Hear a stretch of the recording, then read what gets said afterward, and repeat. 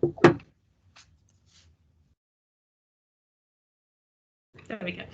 Right, hello everybody, and welcome to our latest webcast here at the CIH. I'm Rebecca Clarke, I'm the head of membership here, and I'm delighted to be joined by Hannah Harvey today, who's agreed to join us in our celebrations, I guess, of LGBT History Month throughout February.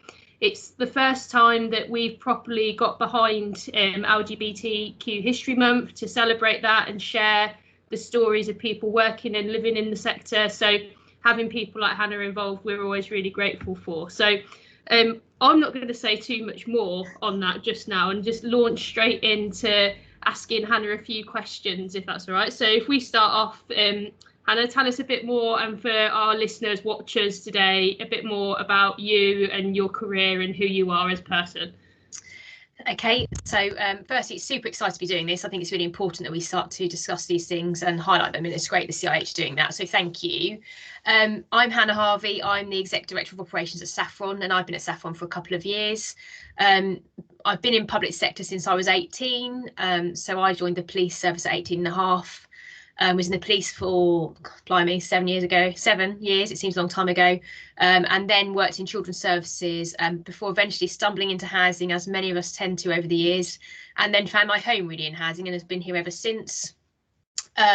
Yeah, so I've been doing that for a period of time now. I've worked locally and nationally, so I've done both parts of housing. I've done the tiny little provider to the kind of mid-sized, medium-sized provider, Saffron, that I'm at the minute, and I've done national provision as well when I worked for Hanover, who are now and Hanover, actually, as they've merged. So had a varied public sector career, but that's where I've always been. I'm married to my wife, and I have 4 children who keep me super busy, varying ages from 16 down to 3. I don't know what we were thinking when we had the last one. It was completely crazy. I can't say it wasn't planned, because clearly it was, but anyway, that's been a very interesting time, particularly through the pandemic, obviously, because I'm working and homeschooling, so it's been fascinating. But it's a bit about me, my kind of career and where I'm at now, and super pleased to still be part of the housing sector, because I think that particularly right now at this period in time, we're more important than we ever have been. Brilliant, thanks, Hannah. So first things first then, what's it been like for you as a lesbian woman throughout your career, whether it be in policing or indeed in housing since you've come here? See, when I talk about this, I want people to think that I'm super young, but when I start to talk about this, I'm going to give away my age a little. So, and when, bearing in mind I'm 40 this year, that makes me feel slightly uncomfortable, but anyway, I'll talk about it. So, yeah, I was 18 and a half when I joined the police, so I came out about a year before that, so I was quite young. I was 17. Just to give you a bit of context, I come from a very small rural Norfolk village, from a farming background, so always intriguing and very interesting.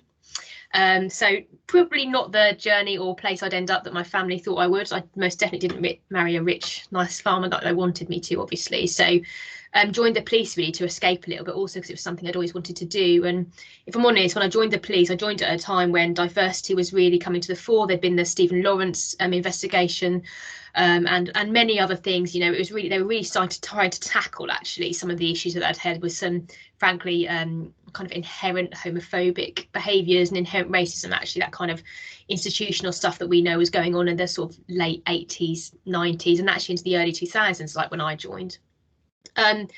My time was varied, I think, in the police service. It was fair to say I had some bad experiences, where I was most definitely singled out because of the fact that I was in same-sex relationships.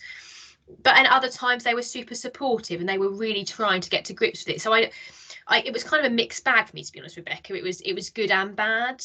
I think what left a lasting impression on me, and I talk about it still now, actually, this is one of the first times I've spoken about my sexuality open in this type of forum, because I'm quite private about it. I'm quite comfortable with who I am, but I don't necessarily do this type of interview about it. Was that I once had a sergeant say to me, "You're a bright girl, Hannah, you're bright and you'll go far," which I was like, "Oh, that's great, thank you very much." But they then caveated that with, "And you're bound to get promoted because you're gay, aren't you? So they'll pick you above everybody else." And I remember that time feeling absolutely deflated, thinking, what a horrid thing to say, because actually I'd like to think I get promoted because, one, I had to pass an exam, because you do, and two, because I've got there on my own merit, not because of the fact that I happen to love a woman, not a man. And I found that really difficult, and actually that left quite a lasting impression on me for a very long time, actually, up until probably very, very recently. And I was interested, I have some coaching, and I was talking to a coach about it, saying I'm always really reluctant to talk about it because I don't want people to think I've got to where I've got. I'm an executive director now. I've done really well. I've had a great career. I'm super proud of what I've achieved. But I don't want people to think I got there because of the fact I'm a gay woman. It makes me feel really uncomfortable, actually. So I shy away from talking about it. So it had quite a lasting impact on my career and stopped me doing things like this, because I didn't want to be I didn't want that part of my life to be kind of under the spotlight. That it felt really difficult. I think that changed over time, and actually, interestingly, that really changed when I came into housing. I've had a couple, I won't lie, I've had a couple of bad experiences in housing. I think that invariably, the higher up the tree you go, you tend to get shot at a little with people's comments, and that tends to be things are then my sexuality is often brought into it, which can be difficult and not particularly pleasant. But equally, what I have found in the housing sector is actually quite an inclusive sector that really wants to change and wants to embrace people, and actually acknowledges that actually by embracing all of our differences, we've actually got a much stronger workforce and stronger industry for it, which is really pleasing. It doesn't mean to say that I don't think we've got a long way to go still, because I think we have. And I think that we've got to really get that right to make people, even people like me, feel less uncomfortable sometimes about doing things like this, to be honest, Rebecca. So it is difficult. I think, interestingly, when I started to work at the time, what was Hanover, an incredibly inclusive organisation, they made me feel really comfortable. And I kind of took the power back a bit, to be honest. I decided that to avoid that twittering behind your back about people being like, oh, is she, isn't she, you know, she talks about her children, is she married? I just said from the off, I'm Hannah, and my wife is called Amy, and I've got at the time I had 3 children, because at that time my wife was pregnant with our 4th, and I said and by doing that I kind of gave myself back the power, to be honest, Rebecca, and that was really a bit of a changing moment for me. And when I arrived at Saffron back into Norfolk, which is, whether we like it or not, a rural county, and sometimes takes a little bit longer to catch up with things, I came into Saffron and took that with me, and just became very comfortable and confident, and spoke about my family and my wife from the very beginning. And I have to say, I have found an incredibly inclusive organisation, and I have been pleasantly surprised actually at just how accommodating, how much Norfolk has come on. And I think that taking the power back, we talk about that a lot, is really, really important. And I think by demystifying it and not being ashamed of it and being open and feeling comfortable, that's the way that we can move forward. And I think that's where people like me and this forum helps, because actually the more people talk about it and put it out there and are comfortable with it, I'd like to hope the easier it will become with people to feel more comfortable and just to be you, because I know what that feels like, to not be able to be you and hide it and lie about it and talk about they, or oh yeah, my husband does that, or oh, not say anything at all. And I don't ever want anybody to feel like that. And I think that by doing this type of thing, and by CIH opening up this platform, I hope it inspires lots of people of all ages actually to feel much more comfortable to just say, this is who I am, and this is who I live with, and this is who I love. And that for me is how it should be moving forward.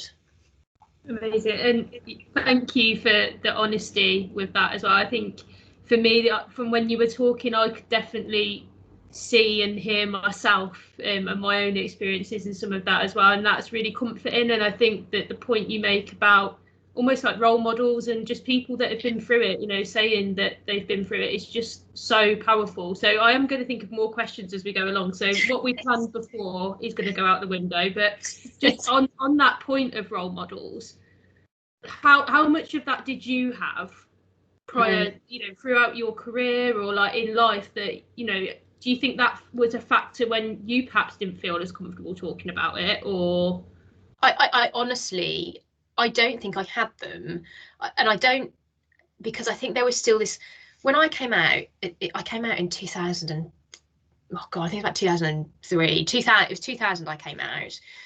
The only gay women I knew were people I played hockey with, and that in itself was very stereotypical at the time. And I know it's ludicrous, but it was a very stereotypical sport that had, at that time, had, you know, it was perceived to be the sport where lesbian, gay women played, which you refer to yourself as.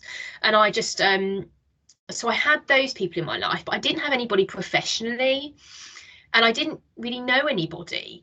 And I think I went into the police, and yes, I met some other gay women who were comfortable with who they were and were really helped me become more confident.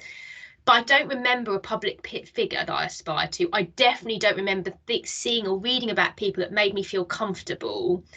And I think that kind of probably still stopped me from being more me, if that makes sense. And I am quite confident. I am comfortable in my own skin. But at that period of time, I don't remember it, to be honest with you, Rebecca. I really don't. And I think that what is refreshing as time has gone on is that you do see that change a little.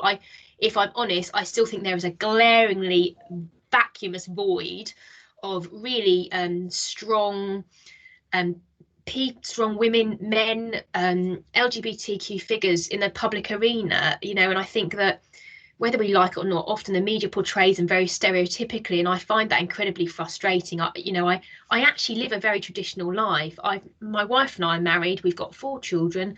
I work, she stays at home and looks after the kids. It's actually, in the scheme of life, it seems quite traditional, but we're never really held up. We're never shown as actually this is just how it is. There's always some kind of like titillation around it, or something a little bit like, you know, very stereotypical, and I find that frustrating. And I wish they could just show real people who live the real life. And I think that's why this is important, because there are people like you and I who just live a normal everyday life, and there's nothing particularly different about it. And that's the bit for me that I think is frustrating. I think that's where we lack real clear role models. And I always think if you do something like this and it makes one person feel like they can be who they want to be, then you've done enough. You've achieved more than you possibly could ever have hoped for. And that's why this stuff becomes so important, isn't it? Because it just gives somebody that they can look to.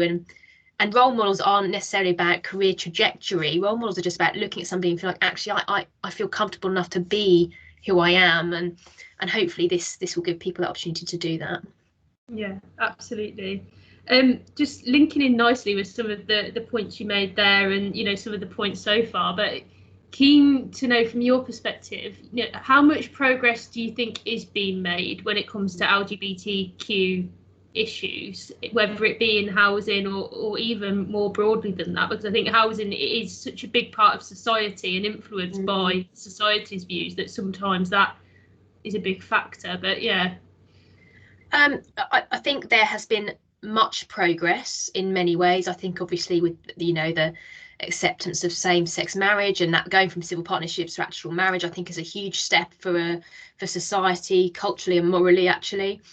I think that that doesn't mean that everything has got better.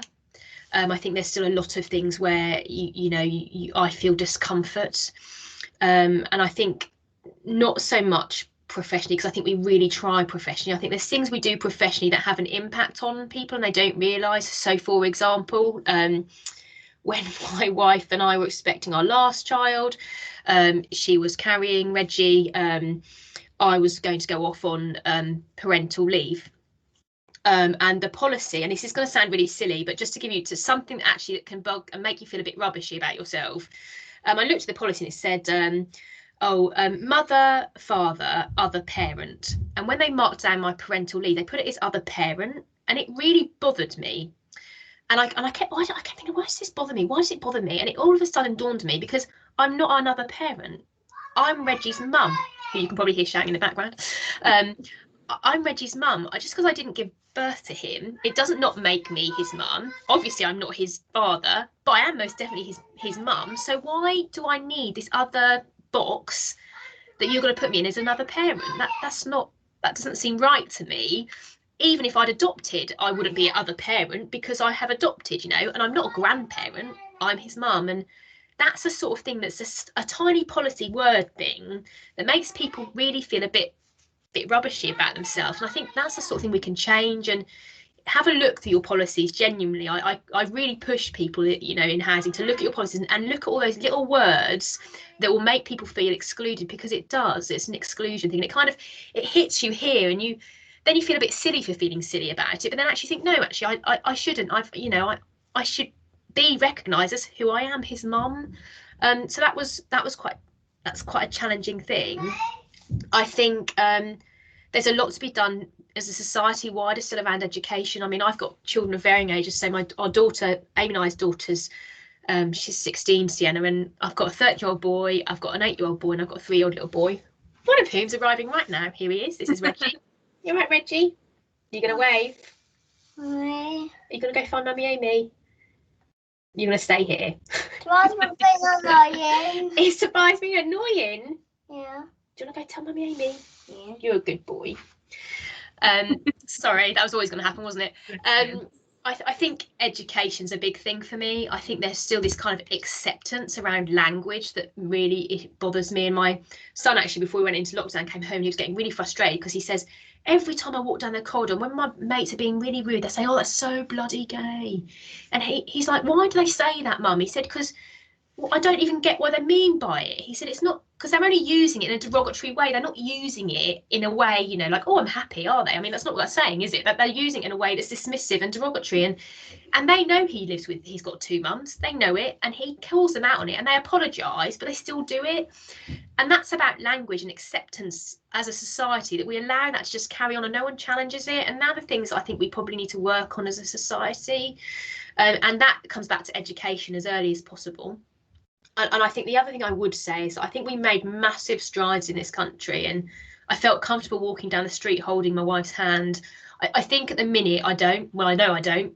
I think I feel quite uncomfortable at times. I mean, obviously we can't do any of that anyway because we're stuck in a bloody house most of the time. But when we can again, I don't feel comfortable. You know, I wouldn't sit on a bus or on a train holding Amy's hand.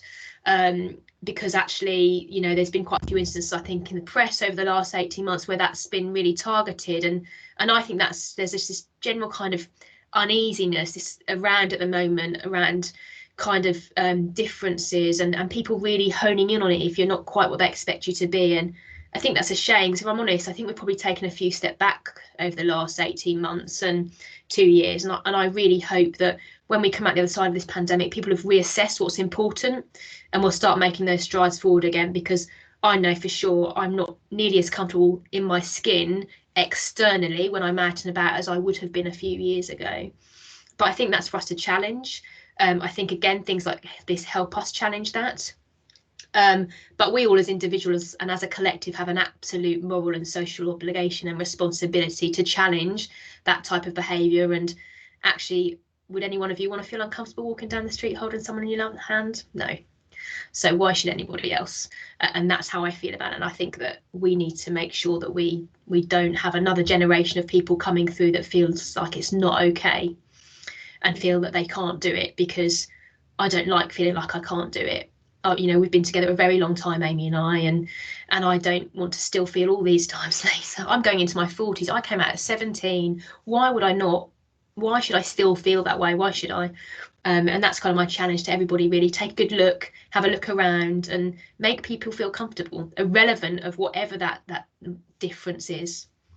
Yeah, absolutely. I mean, I don't think until you've been through something like that, you ever realise just how exhausting and draining that is, to have to suppress that part, you know, such a huge part of who you are, you know, and be careful of what words you use in conversations, what you wear to work every day. And, you know, so I think, how often have you said they instead of she?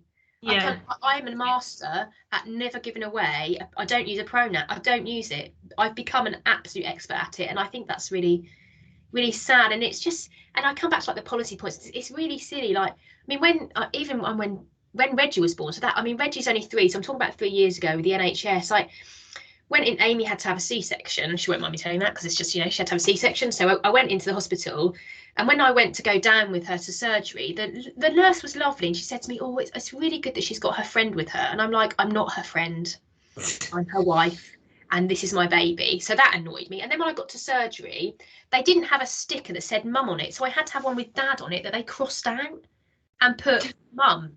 And I know it sounds silly, but how ridiculous, how difficult is it just to have a load of stickers that say mum or mum and a load that say dad?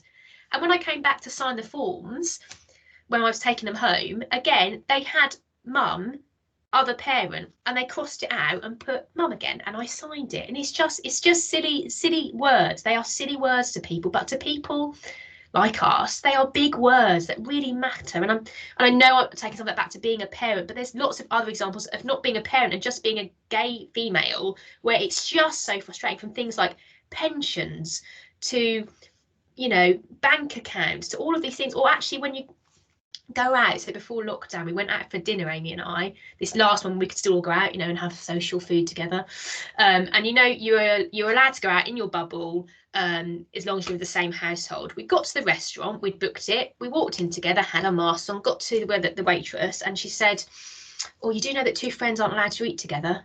I went, "Yeah, that's because we're not two friends, that's because we're married and we live together." And it was like, oh.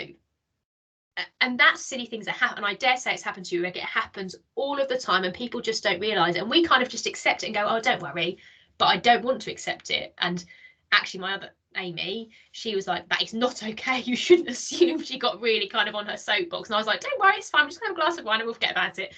But we shouldn't have to accept it, should we? Now the little things that people don't realise happen every day, that sort of thing happens all of the time. And that's where you realise we've still got so far to go as a country and as a society, I think. Yeah, absolutely. And one of the things that I wanted to ask about, particularly, you know, in the role that you've got as well, I mean, I've done a lot of sessions over the last year with the rise of equality, diversity and inclusion on the agenda for all housing providers, let alone elsewhere. And whenever I'm in those sessions and chairing them, quite often, you know, I can more or less predict that this question will come in, is that people don't always feel comfortable asking about, say, someone's sexuality, or asking something about their culture if it's about, you know, race and things like that. So what do you think we can say or do to help encourage other people, do you think, to do that, or is it on them to maybe go and source that education? Is that, how do we kind of get that balance right so that colleagues and stuff feel a bit better about doing that, you know? It's a good question, because it's actually really challenging, actually, and I kind of battle with it myself, because I think actually, because there are times when I thought actually I don't know if I can ask that question, because culturally I don't know if it's acceptable. And I met this fantastic lady actually who I worked with at Hanover, and she was Muslim background, and I had all of these questions I really wanted to ask her, because I genuinely was really interested, and I didn't understand some of the cultural implications, and we were talking about Eid and things. I wanted to really understand how it worked, and I kind of just thought, you know what, actually, I kind of aligned it to myself, and this is how I work with it, that I am never offended by somebody asking me a genuine question. I'm much more offended if they talk about me behind my back, or talk about my life circumstances, or my choice, as people put it, of partner or not, than if they just asked. Because I think that, you know, nobody's going to be annoyed with you if you just ask the question, because actually if you are asking, it's because you want to do it right, or you want to do it better. You're not going to ask and then make that person's life a misery. That's just completely counterintuitive, isn't it? So I think I encourage people to be inquisitive. And I had a fabulous CEO who actually is, when I first got to Saffron, she's gone now. Equally, I've got another good CEO, but when she first arrived, and she used to talk all the time about being curious and inquisitive, and I use that word a lot. Actually, it's something kind of resonated with me. I think it's okay to be inquisitive.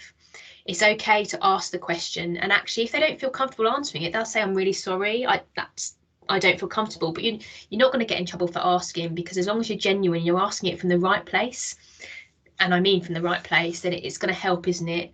I think we have to sometimes be brave. Like, this is a big deal for me to do this. It's like I said, I haven't done this before, and I don't do it, and there's a reason, because I consciously chose not to. But I do think there's a time to step up, and I think now is the time, and that's why I've done it, because actually I do think there's an element of actually we've got to be brave also. We need role models. We need people that are prepared to come forward and say it's okay to ask the question. You know, I'd rather somebody after this emailed me and said, "Can I just ask, Hannah, you know, do you prefer to talk? Do you like to talk about Amy as your wife, or how do you want, you know, what is it that makes you feel more comfortable?" I think just giving people the okay to do it is a major thing. I think naturally, as I already spoke about, education helps too. And I think within the sector or within your own business, whatever you can do to give people as much information as possible is incredibly helpful, because we learn all the time. We're humans. We want to learn. We want to know, and we want to do the right thing. And I think we unilaterally acknowledge that housing is a really thirsty sector for knowledge, and actually, so let's give everybody as much as we possibly can. But I don't, as a rule for me personally, and I think it is individual, because some people may feel differently, I think ask the question. And I think you'll be surprised at what you get back when you do ask people, because what you'll get back is I'm not comfortable, or actually, do you know what, thanks for asking, because no one's ever asked before, and this is what I would do, and this is how I feel. And I think that's how I would work with it, and that's worked for me. I've got a couple of I work with a guy at the minute who said it was just lovely meeting me, and me being just so open about who I was and my family, because actually it made it easier for them, because they felt like they didn't have to ask. So actually, by me being very comfortable in my own skin and just being like, actually, this is my life, these are my 4 children, that it made it better for them. So I think there's a two-way responsibility there. I think sometimes we need to be brave, but equally people need to understand that when we're being brave, that's a big deal for us. It's not always easy. But yeah, I'll ask the question. I think you'll be pleasantly surprised with the answers that you get. Great. And just conscious of time, so I think we could probably just stay chatting all day, and it could go on for hours. But one of the things, that I've noticed from when we've been talking, you talked about, again, hard to believe, but say that, the last kind of 20 years, the fact that, this stuff is still happening, and, you feel as though there was some progress made, maybe that's starting to slow down a bit now. What are your hopes for the future, would you say, to try and stop the conversation from just keeping going on and going on and going on? What do we need to do, and what would you like to see in the future? I always think that you can't ignore, and it is wrong to ignore, difference, because actually that in itself causes an issue. But what I do think is that you can acknowledge it and move on with it. And I think that, love is love, and I know we coined that phrase a lot actually in LGBTQ plus, but I do believe that, because love is love, and it doesn't matter who you love, because it doesn't change you. I am still Hannah. I am still a housing professional. So what relevance is it to anybody, or how I deliver my day-to-day work or job, that I live with a female? It isn't. So I think whatever your, however you identify, whatever pronoun you use, or whatever minority you sit within, I think it's just acceptance is key. And I genuinely think that is it. I think once we get to a place, and what I hope for my children, and I've got 4 children, so I don't know what they're going to turn out like. I have no idea. I've got a daughter, 3 sons, and they're all so different. I have no idea what the future holds for them. But what I hope the world and our country holds is a place of acceptance and tolerance. And actually, it doesn't matter who they are, who they marry, how they identify, what job they do, that we're just kind, and we move forward, and we don't judge people because of something, because of how they look, who they marry, what they wear. That's the bit for me that I really hope we get to, because like I've already said, I think I'm 39, 40 this year, and I don't want to be having the same conversation when I am 49 saying I'm 50 next year. I want to be able to walk down the street and hold my wife's hand. I don't want to worry about my children going to high school because they're going to be singled out because I've got 2 mums. I don't want to have to explain for 100th time over why actually when I book a table at a restaurant, oh no, we're not friends. Or when we go on holiday together, do you want twin beds? No, I don't. We want a double bed because we live together. I want all of that to stop. And I think once we stop assuming about people, and once we have acceptance, then we will have cracked it. I think we've got a long way to go. We're making massive progress, and I think actually housing can really show people the way. And I say that a lot about our industry, but I genuinely believe that we can, because we've got people that want to change and want to make a difference. So let's use this as a platform to do it, and hopefully that will start to get people thinking that actually it's no relevance, isn't it? You're still you, I'm still me, all of the other bits, we're all made up the same. We've all got 90% water in our body. There's nothing majorly complicated about being a human, is there? It's just the kind of the chemical parts of it, I think. So just acceptance for me is key, and actually once we're there, it'll be a much better world for everyone to live in, won't it?